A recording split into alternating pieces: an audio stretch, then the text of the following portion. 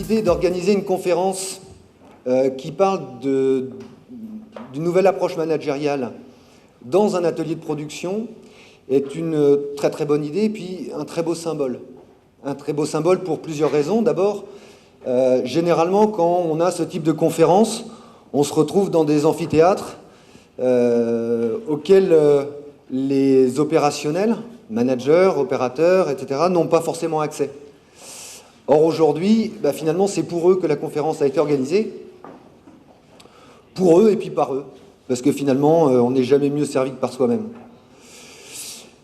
C'est un beau symbole aussi parce que l'image de l'industrie, que j'ai découvert il n'y a pas très longtemps, est souvent ternie pour des raisons d'idées reçues ou parce qu'on n'a pas l'occasion d'y aller suffisamment souvent. Et j'espère qu'aujourd'hui, à l'issue de la conférence, quand vous verrez les surprises qui vous attendent, vous vous direz que finalement l'industrie c'est un bel endroit et des gens qui ont, je dirais, beaucoup de talent et qui savent sortir du cadre pour accueillir du monde chez eux. Donc bravo à eux. Et puis je dirais aussi que ce qui est intéressant dans cette manifestation, c'est que finalement on se retrouve à peu près dans les mêmes décors que ceux dans lesquels Jean-François Zobrist a initié une nouvelle approche managériale. C'était en Picardie, mais c'était à peu près dans ce type de décor-là. Donc quoi de mieux que de se retrouver dans un atelier de production. Et puis, au-delà de la FAVI, il y a un certain nombre d'innovations qui ont été faites aussi dans l'industrie, qu'elle soit automobile ou ailleurs. Donc, d'une certaine manière, c'est une façon de lui rendre hommage. On a commencé par prendre le résultat au niveau mondial. Donc, on s'aperçoit, je vais lire les chiffres pour ceux qui sont tout au fond, on s'aperçoit que la part des engagés, c'est moins d'un tiers, 27% de personnes engagées. La grande partie des salariés au niveau mondial, 62% sont non engagés. Et puis 11% sont activement désengagés. Là, les chiffres, c'est au niveau mondial et c'est en 2008-2009. Passons maintenant aux chiffres de 2011-2012. On s'aperçoit que le nombre d'engagés diminue. On passe de 27% de personnes engagées dans leur entreprise à 24%. Grosso modo, il y a une stabilité au niveau des salariés engagés et puis on voit que les activement désengagés progressent. Ils sont à 13%. On a un zoom qui nous est proposé par Gallup et on va pouvoir découvrir comment ça se passe en France. Donc on a 2 fois plus de personnes désengagées que dans le reste du monde. Et donc à la question, un nouveau management est-il nécessaire? Peut-être que la réponse se trouve dans cette étude. On parlait de management durable, on entend aussi parler de tribal leadership, on entend parler de management participatif, on entend parler un certain nombre de concepts, parfois assez anciens, comme Auguste Comte avec sa sociocratie. Toujours est-il qu'il y a des vraies questions qui remontent. La question, c'est qu'est-ce qu'on doit faire? On est un petit peu ici pour essayer d'y réfléchir ensemble. Et pour y réfléchir, on va essayer de vous faire partager des témoignages. Ce n'est pas des modèles, ce n'est pas des exemples à suivre à la lettre, c'est juste des choses auxquelles on doit s'inspirer, prendre peut-être quelques bonnes pratiques et puis essayer de les appliquer chez soi. On le découvrira tout à l'heure. En tout cas, c'est aussi peut-être en faisant de nos dirigeants des petits patrons naïfs et paresseux, finalement, qu'on arrivera à faire en sorte que les équipes changent leur système de management. Donc pour en parler et d'en rentrer dans le vif du sujet, je vous propose d'accueillir Jean-François Zobrist, ex-dirigeant de la société FAVI.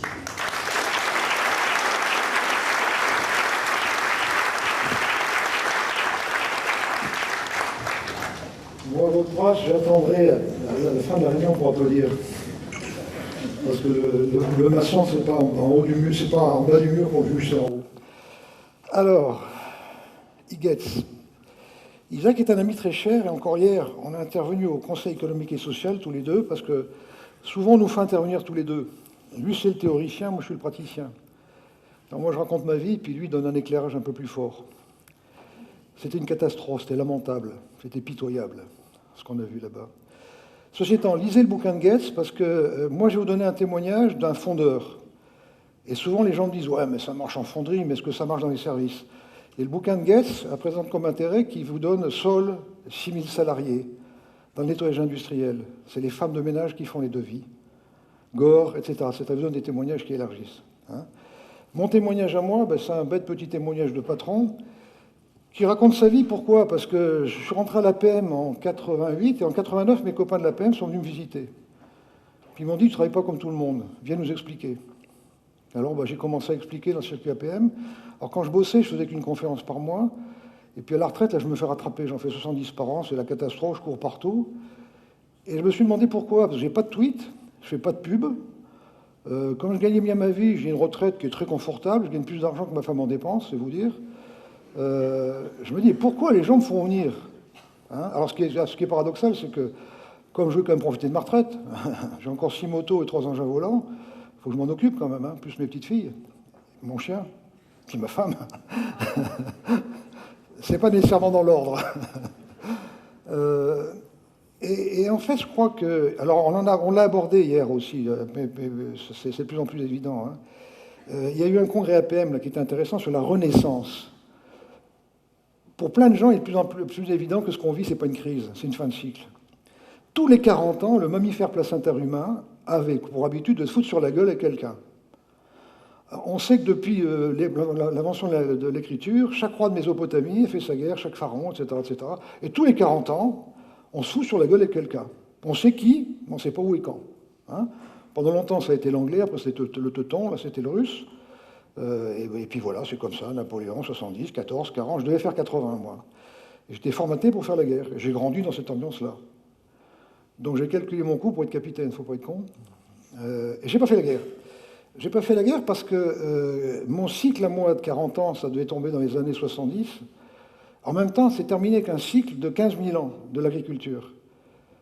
Et je suis passé en une décennie quasiment de 80% de population agricole à quelques pourcentages.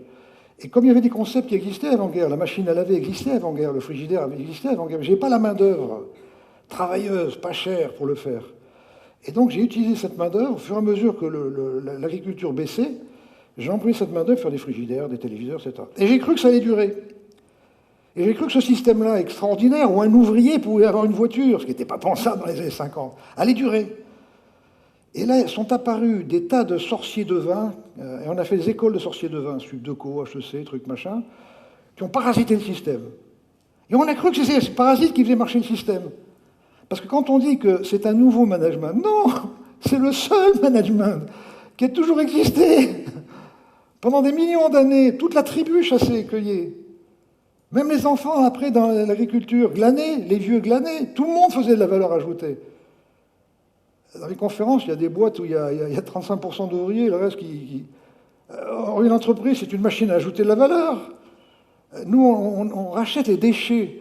Les vieux déchets de cuivreux que vous jetez, les robinets, les compteurs d'eau, on les rachète, il y a des ouvriers qui les trient, qui font du lingot titré, nous on reprend ces lingots, et on fait des pièces techniques, on fournit 60% du marché automobile européen, on refait des compteurs d'eau, on fait des moteurs électriques, on a inventé un neige qui tue les bactéries, on recycle. Mais qui fait ça? Ce sont les ouvriers, les ouvrières. Donc ce sont les gens les plus importants, ça a toujours été comme ça. On a l'impression maintenant, parce qu'on a dérapé complètement, que c'est la structure qui fait vivre. Mais c'est pas vrai, la structure est parasitaire. Vous verrez jamais une grève de la structure, ça se verrait que ça va mieux. Ils ne se mettent jamais en grève. Les patrons, c'est pareil, ils ne se mettent jamais en grève. Si c'est des bons patrons, au bout de 6 mois, ça sera embêtant. Si c'est des patrons ordinaires, ça va mieux tout de suite. Ils ne se mettent pas en grève non plus. Par contre, quand les ouvriers sont en grève, on n'a pas emmerdé quand même. Hein. Donc on a perdu le bon sens. Et en fait, nous, inconsciemment, on est revenu au bon sens dans les années 80. Alors d'abord, je vous la fais short, c'est parce que j'ai été libre. Moi, j'ai été salarié toute ma vie pour un mec génial qui s'appelait Max Rousseau, qui est décédé depuis, qui a créé le groupe PUM à Reims, qui a eu jusqu'à 12 000 salariés, avec des principes très simples, très simples. Le pourcentage d'imbéciles est le même chez les ingénieurs que chez les ouvriers. Si ce n'est qu'un imbécile ingénieur, ça coûte très cher. Donc dès qu'un gamin avait la tête qui dépassait, il jugeait. Et moi, quand je suis entré à la PUM, il y avait déjà 3 000 à 4 000 personnes, mais le hasard a fait que ma tête a dépassé. Et il m'a jugé. Et je lui faisais un pari de 50 millions, enfin, je lui demandais un investissement de 50 millions, alors que le capital de l'entreprise est 40 millions, et que techniquement, il ne pouvait pas comprendre pour différentes raisons. Mais très vite, il m'a dit, tais-toi, tais-toi, tais-toi. Puis il m'a observé longuement, puis il m'a dit, t'as une bonne gueule, vas-y. Il jugeait des hommes, pas des idées. Après, il m'a appris qu'on gagnait plus à faire plus qu'à dépenser moins. Mais cherche jamais à dépenser moins, bon sang. On gagne plus à faire plus, puis c'est marrant de faire plus. Il m'a appris à payer beaucoup d'impôts. C'est rare, ça. Paye des impôts, paye plus qu'il en faut. Sois tranquille avec ton passé. Garde ton énergie pour le futur. Il m'a appris des choses comme ça. Et puis dans les années 80, il m'a donné la responsabilité d'une fonderie. Mais je savais que je serais libre. Et c'est là que tout s'est fait. Alors, je fais le malin, là, j'explique les choses, mais moi j'ai fait. Et j'ai compris après. Je ne suis pas un mec qui pense, moi. Moi, je suis un mec de métaction. Je suis un con qui avance. Mais un con qui avance va toujours beaucoup plus loin que des intellectuels assis. Or, moi, j'ai déformé la génération suivante. J'ai grandi le management, science des hommes par les hommes pour les hommes, pendant de toute éternité, jusqu'à une époque, jusqu'à il y a 50 ans. On était dans le management de l'incertain. Le management de l'incertain. Premier incertain, qu'est-ce que je vais bouffer? Bon, ça fait qu'un siècle qu'on mange à sa faim en Europe. Il n'y a qu'un quart du monde qui mange à sa faim.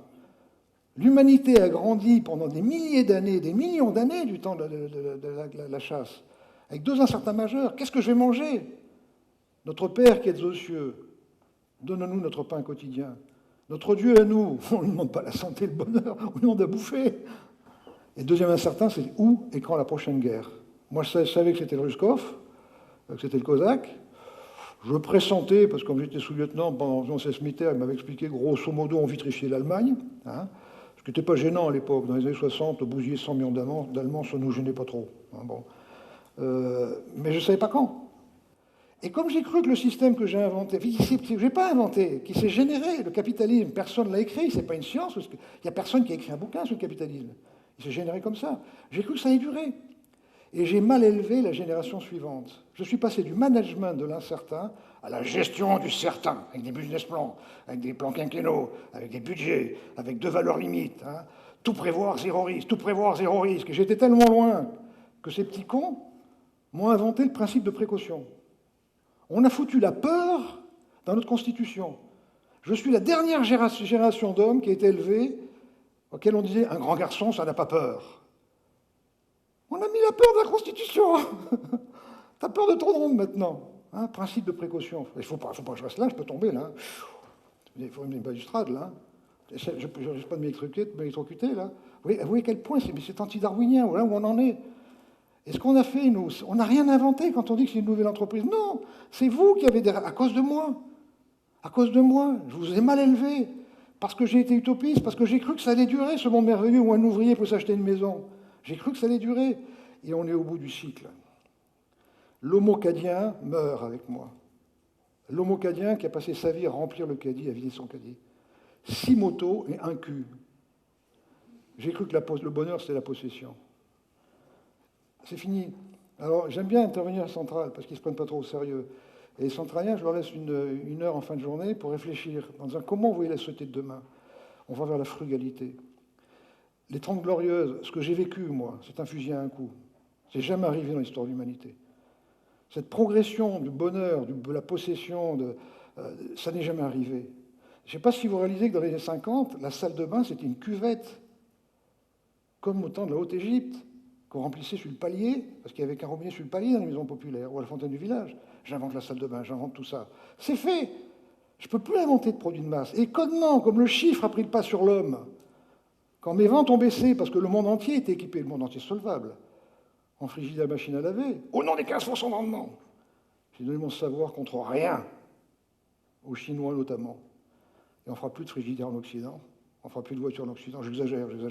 Mais on est en fin de cycle. Et alors le management, ce qui n'est pas de la management, les écoles de management ne sont pas des écoles de management, c'est des écoles de gestion. On apprend les chiffres. À HEC, j'interviens à HEC, et HEC, ils sont éclairés. Le patron d'HEC, qui s'appelle Ramadan Souhan, ça fait déjà 4 ans qu'il parle d'un point de bascule. Et ça fait 4 ans qu'il a créé une majeure en 6 mois, où il fait intervenir des farfelus comme moi, pour que des jeunes gens qui ont déjà fait 5 ans d'HEC désapprennent ce qu'ils ont appris. Le management alternatif. Et on leur parle de l'homme. On leur parle enfin de l'homme. On leur parle de dire qu'il n'y a pas de performance sans bonheur, mais que le bonheur des uns fait le malheur des autres. Et qu'on a laissé de développer le bonheur des improductifs aux dépens du bonheur des productifs. Mais Isaac, dans son bouquin, le dit. Isaac dit qu'il y a 2 à 3% de gens pas sérieux dans les entreprises. Mais non, c'est 2 ou 3%. C'est auto-créé, une structure pléthorique qui gère les 98% comme si c'était pas sérieux. Donc tout le monde ne devient pas sérieux, puisqu'on vous prend pour des pas sérieux. Hein? Isaac vous dit que l'ouvrier travaille à peine à 50% de ce qu'il peut faire. Les autres 50%, c'est pour se défendre contre le système.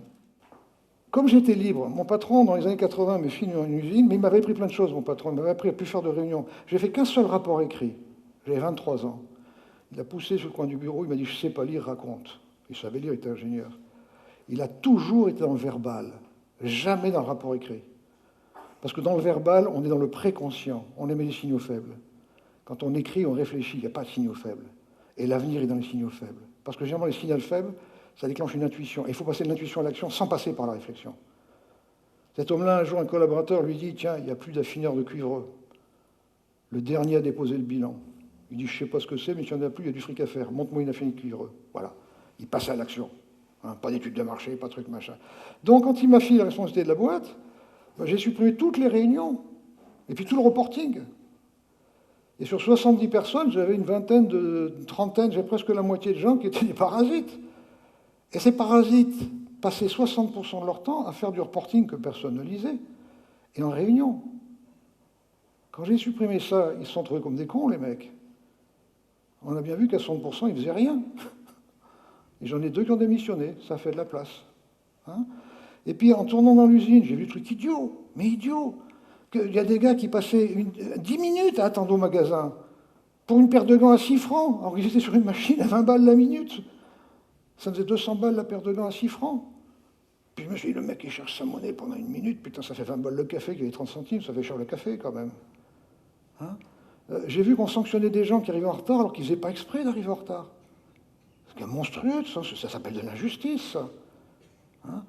J'ai vu des réunions... la réunion planning, ils passaient 2 fois plus de temps à s'engueuler parce qu'ils n'avaient pas respecté le délai qu'à préparer le planning. Bon, j'ai supprimé ça. Dans une réunion, on passe plus de temps à s'engueuler parce que ça ne marche pas. C'est pas l'intérêt de la garder, quoi. Hein? Et puis, tous ces fernalans... Alors, je vais faire ça dans le désordre. Alors déjà, pour évacuer le truc, hein, parce que je ne vais pas tout pouvoir vous raconter. Comme mon but, c'est d'aider à l'émergence de cette société que j'ignore totalement. Alors, je finis avec mes centraliens, là, parce que je n'ai pas fini tout à l'heure. Les centraliens me disent, on va vers la frugalité. La frugalité, ça veut dire qu'on va vers l'usage et non plus la possession. À quoi bon avoir chacun une tondeuse à gazon? On pourrait la partager. De toute façon, on n'aura plus les moyens d'avoir chacun cette tondeuse à gazon. Qui dit partage, qui dit usage, dit local, dit fraternité. Et il faut tout changer, il faut faire comme les Suisses. Chez nous, en France, seul pays soviétique qui a réussi, il y a 25 ans que Seriex dit ça. Seriex, il y a 25 ans, avait déjà dit la France est le seul pays soviétique qui a réussi. La France est un pur sang monté par un jockey obèse qui se prend pour le cheval. Et je ne sais pas si vous avez remarqué, mais le jockey il grossit en ce moment. Hein? Seriex, il y a 20 ans déjà. Et ce qui est catastrophique, et pas après j'arrête là-dessus, hein, c'est quand le jockey veut parler au cheval, il se parle à lui-même. Il y a 11 000 fonctionnaires détachés de l'État dans les syndicats en France. Il n'y a pas de syndicats. C'est des associations de... Mais non, qu'est-ce que je dis, 11 000 40 000, pardon, 40 000. Vous savez que Renault, il y a 50 000 personnes chez Renault France, 50 000 personnes, qui font des voitures, des tracteurs, des camions. 40 000 fonctionnaires détachés de l'État dans les syndicats. Donc c'est des associations de défense des intérêts des fonctionnaires. Mes ouvriers, moi, quand ça va bien, ils ont 18 mois de salaire. Ils n'auront plus jamais 18 mois de salaire, parce que maintenant c'est chargé, c'est taxé, la prime de dividende a été supprimée. Mais il n'y a pas un syndicat qui bouge. Toucher à la prime de charbon, parce que vous savez que la SNCF a toujours la prime de charbon. Il y a quand même un certain temps que les locomotives marchent plus au charbon. Vous paralysez la France. Vous voyez où on en est, quoi. Hein. Donc, je disais donc, pour essayer, mais je ne suis pas le seul comme ça, il y a beaucoup de patrons qui essayent, on en parle beaucoup au sein de la PM, de dire comment on peut faire émerger notre société, mais cette autre société, elle émergera toute seule. Et je pense qu'elle émergera par nos entreprises. Il n'y a aucune éthique chez nos politiques. Vous savez, comme moi qui magouille, ils ont légalisé la magouille. Quoi.